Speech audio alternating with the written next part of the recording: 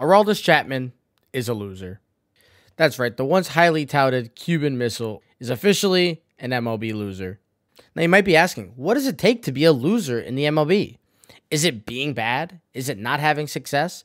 Is it striking out when the moment's too big? Is it giving up a big homer when the moment's too big? Although those things are obviously important, results aren't always the best indicator of whether or not somebody is a loser. Baseball's a really difficult game, and just making it to the MLB is very impressive, especially when you have the length of a career that Aroldis Chapman has had as a reliever. However, it's the full accumulation of everything that you do on and off the field that creates a loser.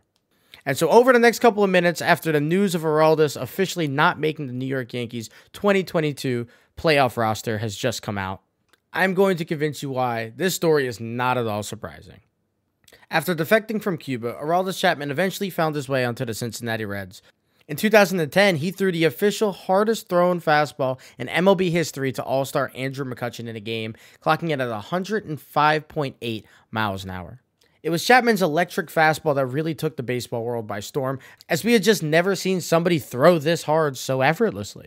So it only made sense that in the 2015 season, the evil empire known as the New York Yankees would love to trade for a guy who threw this hard.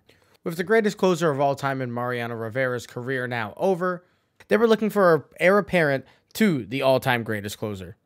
However, the first big black spot on Aroldis' resume was about to unfold. Trigger warning to anybody sensitive to domestic violence. Shortly after the trade to the Yankees, there was a police report that Aroldis Chapman fired 8 gunshots in the garage of his Miami home at his girlfriend in an incident where he choked and hit her, pushed her against the wall. He would be suspended 30 games by the MLB. However, this incident would follow him for the rest of his career. It became difficult for Yankees fans to cheer for him, as he hadn't even established himself on the team yet, and he had already brung baggage that nobody wanted. And the MLB's very meager 30-game suspension did not help matters at all, and since this incident, many just referred to him as an abuser and a woman beater, and he very much deserved this title. And so if this is where the video ended, and I was wrapping up and calling him a loser because of this incident, I think many of you would agree with me. However, this is just indicative of how the sports world works, and they were easily able to forgive him and bring him back into the league after just 30 games of suspension. So after serving his 30-game slap on the wrist, he returned back to the Yankees. In 31 appearances in his first season with the Yankees, he only allowed 7 runs. However, in this season, the Yankees were not competing, so by the trade deadline, they shipped him off to the Chicago Cubs in a package that involved Gleyber Torres, Billy McKinney, and Adam Warren. And despite how good he looked at times during this 2016 Chicago run, it was clear that at certain times in the playoffs, the moment was just too big for him. He blew 2 saves between the NLCS and the World Series. And despite going 3 innings in Game 5 of the World Series and closing out Game 6, the writing was kind of on the wall that this was not a guy that was going to definitively be a shutdown pitcher in the playoffs. Fast forward a couple years, he's reunited with the Yankees. And again, despite Aroldis winning a World Series with the Cubs, he came in to pitch in important moments for the Yankees.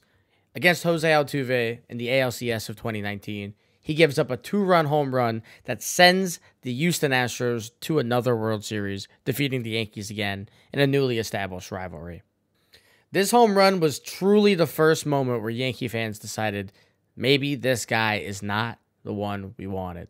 That same feeling was confirmed the very next season in 2020 during the shortened season. The Yankees faced division rival Rays in the playoffs when Mike Brosseau hit a go-ahead home run off Aroldis in the same season that Aroldis was suspended games for throwing at Brosseau's head.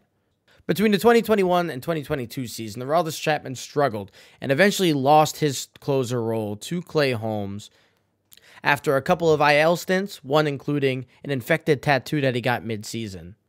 The reliever was regulated to mop-up duty and blowout games, just trying to get him back to the guy that we saw back in 2016.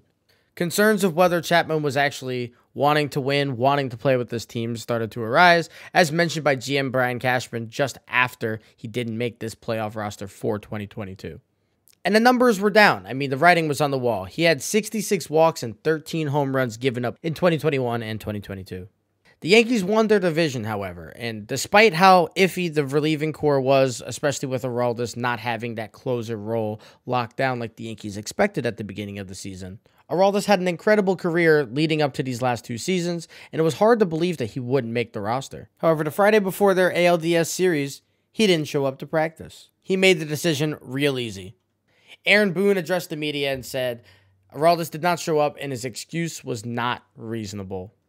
Him missing this practice, coupled with the struggles he's had in the last couple of years, the domestic violence he's hit in the past, and his tattoo incident earlier in this season, was enough for the Yankees to say enough is enough. He was told by team officials to stay home and stay away from the team in Miami, and which he will do. And just like that, Aroldis Chapman has pitched his last pitch in pinstripes for the New York Yankees. The report is that since he did not have a solidified position on the playoff roster, he decided to stay home. And if this isn't the definition of giving up and being a loser, I don't know what is. He was unwilling to try. He was unwilling to compete for a spot on this roster, despite all the struggles and the nonsense that he has put this team and organization through. And just like he started at the end of 2015 with drama, he leaves and departs the Yankees with even more drama. Thankfully, the only person in this incident that he's hurting is himself. Giving up on your team right before the beginning of the playoffs is about as low as it gets.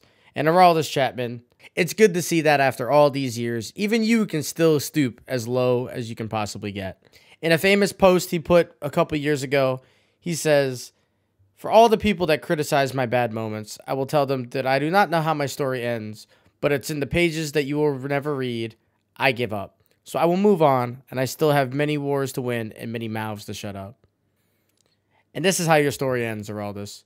You did not tell anybody to shut up. We are still talking about you, and you did give up. So congratulations on helping the Yankees by choosing not to be there.